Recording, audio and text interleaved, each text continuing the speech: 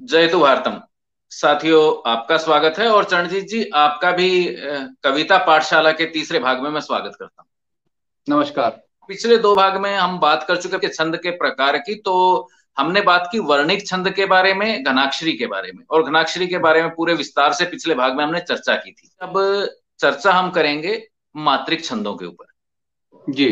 तो मात्रिक छंदों की चर्चा जब शुरू होती है तो पहली बात, जैसा नाम है वैसा काम है। मैं चाहूंगा कि आप हमारे दर्शकों को और मुझे भी ये बताएं, ये मात्राएं कितने तरह की होती हैं। मात्राएं केवल दो होती हैं, एक लघु और एक गुरु। देखिए, आमतौर पे मात्राओं का जो खेल है वो बहुत लंबा चौड़ा नहीं है, अगर समझ में आ जाए तो। नहीं समझ में आ जाए तो फिर वो तो काला अक्षर भैंस बराबर, फिर उसके बाद तो कुछ कह नहीं सकते आप। जैसा कि आपने कहा कि हम जब वर्णिक छंद से मात्रिक छंद की तरफ जाते हैं तो सबसे पहला जो काम होता है वो होता है मात्रा गिनती का। तो सबसे पहले हमें मात्राएं गिननी आनी चाहिए। और ये जो है एक पूरा मतलब एक मैथमेटिक है, एक तरह से कहिए कि एक कैलकुलेशन है और एक ग्रामर है अपनी। बस उसी के अकॉर्डिंग सारी चीजें चलती हैं, और वो जरा सा भी अगर स्लिप होती है तो वो कविता जो है कविता नहीं रहती, फिर वो आपका विचार हो जाता है। उसके बाद एक जी। तीसरी मात्रा जो काउंट होती है वो जैसे आधा अक्षर कोई होता है तो वो उसको भी मैं बताता चलूं, या आधी मात्रा जैसे भी काउंट होती है, हलंत लगा के जिसको हम यूज करते हैं, तो वो भी साहित्य के अंदर जब काउंट होती है तो कहीं आधी मात्रा नहीं गिनी जाती है, मात्रा पूरी ही गिनी जाएगी। वो आधा अक्षर या आधी मात्रा जो है वो भी पूरी में गिनी जाती है। इसलिए आधे अक्षर या आधी मात्रा का कोई वजूद नहीं है।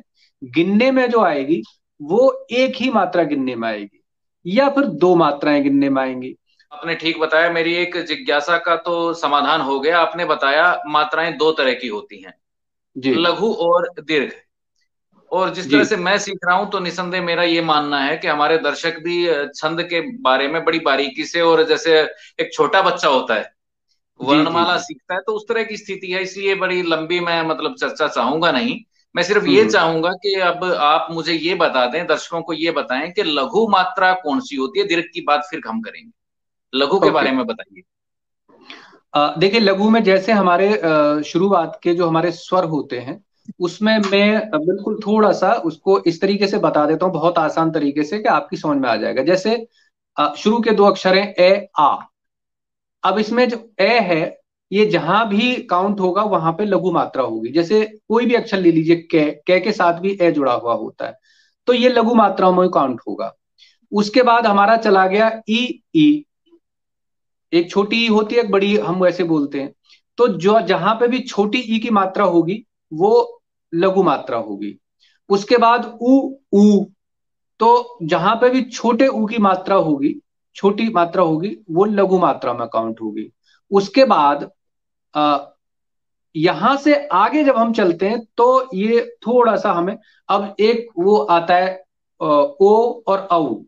तो हम्म। ओ पे जो मात्रा होती है वो भी गुरु होती है, और औ पे जो मात्रा होती है वो भी गुरु होती है। उसके बाद आता है ए और आई। अब यहाँ पे भी कई लोग कंफ्यूज होते हैं। जैसे हम शुरू में जो बात हम करते हैं ई और ई की, ऊ और ऊ की, तो लोग इसमें कंफ्यूज हो जाते हैं कि जी जब छोटी ई और बड़ी ई है तो फिर ये ए और आई, इन पे भी छोटी छोटी ई और बड़ी ई वाला नंबर अप्लाई होना चाहिए। लेकिन यहाँ पे ऐसा अप्लाई नहीं होता है। यहाँ पे ए की जो मात्रा होती है, और ए में और आई में ए की जो मात्रा होती है वो गुरु मात्रा गिनी जाती है। जैसे जी। कोई वर्ड हमने ले लिया के, तो ये गुरु मात्रा गिनी जाएगी। तो बेसिकली जो छोटी मात्राएं हैं वो ऊ की मात्रा, छोटे ऊ की, और ई की मात्रा, ये मात्रा ही जो है वो गिनती में आती हैं छोटी मात्राओं के या लघु मात्राओं के में। बाकी जितनी मात्राएं होती हैं हमारी वो गुरु मात्राओं में काउंट होती है। जी। तो चरण जी, जो लघु की बात कर रहे थे और जो मैं समझ पाया हूं करूं, तो हमारे स्वरों की अगर हम बात कर रहे हैं तो ह्रस्व है अ, ई, उ। जी। अ, ह्रस्व इकार और ह्रस्व उकार, छोटा ऊ जिसको ऊपर। कहा जाता है, छोटी ई जिसको कहा जाता है, ये जी। जहां जी। है या जिसके साथ जुड़े हैं वो लघु है। लघु है बस। इसके अलावा अगर आ, दीर्घ इकार ई, उ, ई ऊ। ए, ऐ, ओ यस। औ, जिस जहां अकेले हैं या किसी के साथ, यानी मतलब व्यंजन के साथ आए हैं, व्यंजन को पूरा कर रहे हैं, तो वो दीर्घ होगा। यस। यानी फिर मतलब जो लघु में एक सामान्य सी बात जो पकड़ने वाली है, समझने वाली है कि अ ह्रस्व इकार और ह्रस्व उकार जहां पर है या जिसके साथ हैं वो जी, लघु माना जाएगा। मतलब ये तीन मान लीजिए आप, तीन में जी भी जी। दो महत्वपूर्ण हैं, बाकी सब गुरु में चली जाती है, और ई, ये दो ही महत्वपूर्ण है बस। तो चरण जी, ये बात रही हमारी आज लघु के बारे में। थोड़ी सी चर्चा आपकी और मेरी बात के बीच में आई दीर्घ की, थोड़ा सा इशारा जी। हमने दर्शकों की तरफ कर दिया आपने, मेरी भी हम्म। समझ में आया। और जो ये ओ औ ए अय की जो बात हो रही है, इसके बारे में, दीर्घ के बारे में और दूसरे जो दीर्घ के नियम हैं, जी हम चाहेंगे कि अगले भाग में बात करें, ताकि जो नए सीखने वाले हैं किसी तरह की दुविधा में ना रहें और आज तक की बात समझ लें।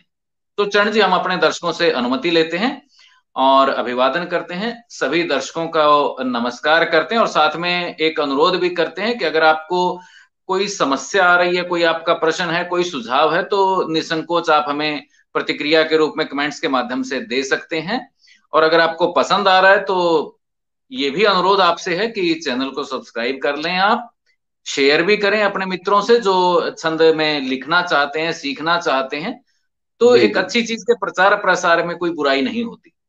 बिल्कुल बिल्कुल, ये चीज मतलब बहुत सारे लोगों तक पहुंचनी चाहिए, और इसलिए भी खास तौर से कि बहुत सारे लोग ऐसे होते हैं कि जो जानना चाहते हैं लेकिन उनको कोई माध्यम नहीं मिलता है, तो उन तक भी ये चीज पहुंचे, उसके लिए बहुत जरूरी है कि आप इसको शेयर करते रहें। निवेदन करूंगा कि चैनल को सब्सक्राइब कर लें और अपने कमेंट्स हमें जरूर भेजते रहें, ताकि हमें पता चले कि आप दरअसल क्या देखना चाहते हैं चरण और जी, आपसे और दर्शकों से अनुमति लेता हूँ। नमस्कार। जी जी, बहुत बहुत आभार आपका। नमस्कार।